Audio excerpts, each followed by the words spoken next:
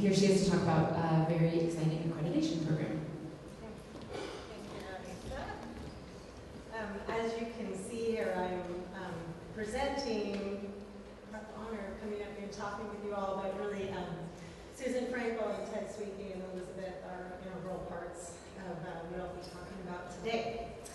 And I am not a pathologist. As Elisa mentioned, I am a principal at a native nursery in the Bay Area. We grow for restoration projects and have been since 2001. I am also an organizing member on the California Native Nursery Network and the Phytophthora Native Habitat Working Group, which I might just call PWG or Phytophthora Working Group for the rest of the presentation.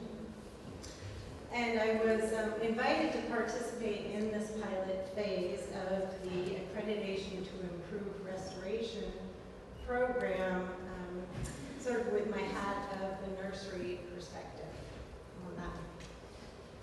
And the Phytophthora Native Habitats Working Group is under the California Oak Mortality Task Force, who are hosting us today. And there's a lot more information about our group at calphytos.org. This past fall, we had an article written up in the California Agriculture magazine, which was, I'm very proud of some of the work we're doing, and today I'm here to talk about one of those endeavors, which is this Accreditation to Improve Restoration program. So I'm just going to go over our impetus for the program, review the design and purpose of the AIR program, our progress to date, and observations for future improvements. As everybody in this room knows, plants can be a vector of pathogens all around the world. And even plants that are not targeted towards wildlands can end up distributing pathogens into wildlands. But for those of us who are land managers and nursery growers who our explicit purpose is providing material for projects to enhance habitat value, the fact that our material could be direct vectors out to the field is a very harsh reality. And this harsh reality hit really hard in the end of 2013 when the Project Logan referenced sent material out to a site, a relatively remote site with several species of Phytophthora, including one that was on APHIS's top 5 list. This event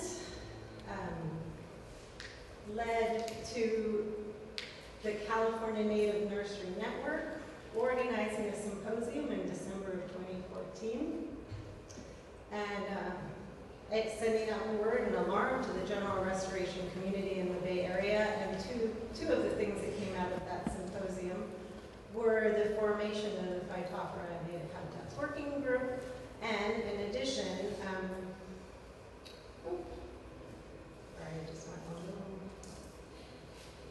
Oh, I read ahead of myself, sorry. I'm going to look at my notes just to make sure to not pass it. So, yes, at the same time that we were finding out about this outplanting into the wild, as researchers have presented today, we were finding that surveys of restoration projects around in the Bay Area were identifying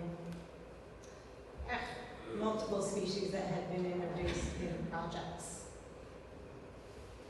So, in response to the symposium in 2014, the Phytophthora Native Habitats Working Group was formed, and after seeing these outbursts and identifications in the field, the formation of the Phytophthora Native Habitats Working Group focused on developing, one of our first focuses, was developing pest management practices for the nurseries so that we could be sending out material that was as clean as possible.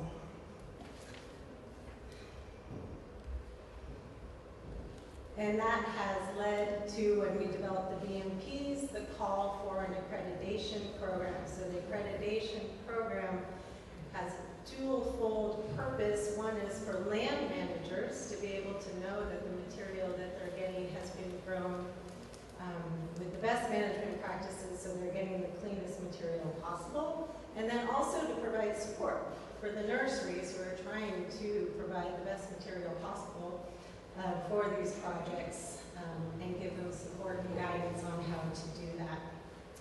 The program is currently funded by Santa Clara Valley Water District, SFPUC, making this the original open space, really coordinated greatly by Susan Krenkel with the US DA Forest Service, and the research lab, Rick Bostock's lab at UC Davis. And I just have to send a huge shout out to Dr. Sweeky here, who developed the online forms that are used in the evaluation process. It was a huge amount of work and energy and is a critical component of that. At this point in time, Ted and I are the sort of field component of folks implementing the program.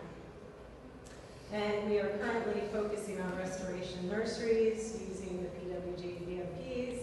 It is a voluntary project. The nurseries who are participating are contacting us and asking to participate. And what we are accrediting is the implementation of BMPs, just to make that clear. So this is the full form that Ted came up with, that once the nursery says they'd like to join in, oh lordy, okay. Once they'd like to join in, they get this form shared with them online. The nursery will fill out the yellow. There's different sheets for every area of production, so your water, your soil, your media, etc.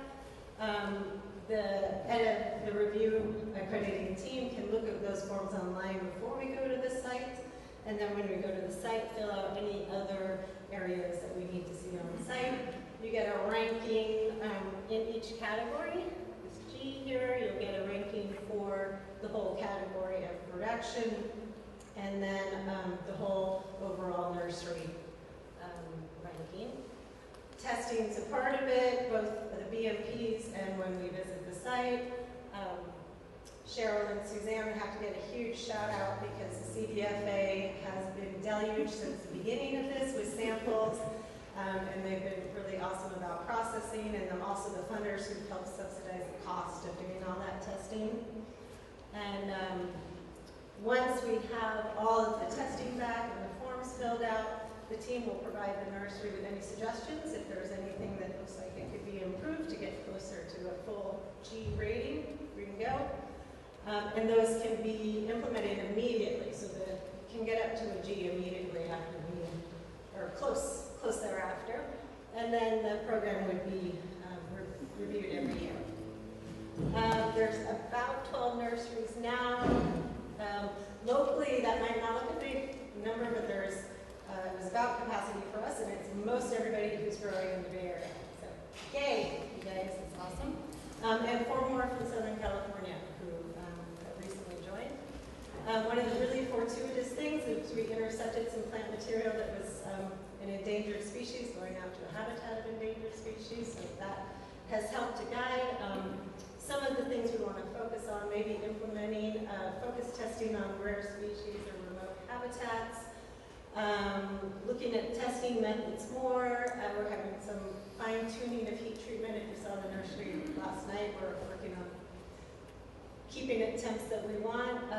One of the BMPs is treating your seed potentially, which there's not a big database for native species on that. We're working on developing that. Biggest bang for your buck. Some of these nurseries are small, so what can they do that has the biggest impact while they're staging in potentially? First year takes a lot of work, but it gets easier. Outreach to clients, I get clients all the time. They're like, I want my certificate that it's 100% pest and pathogen free. No, can't do it.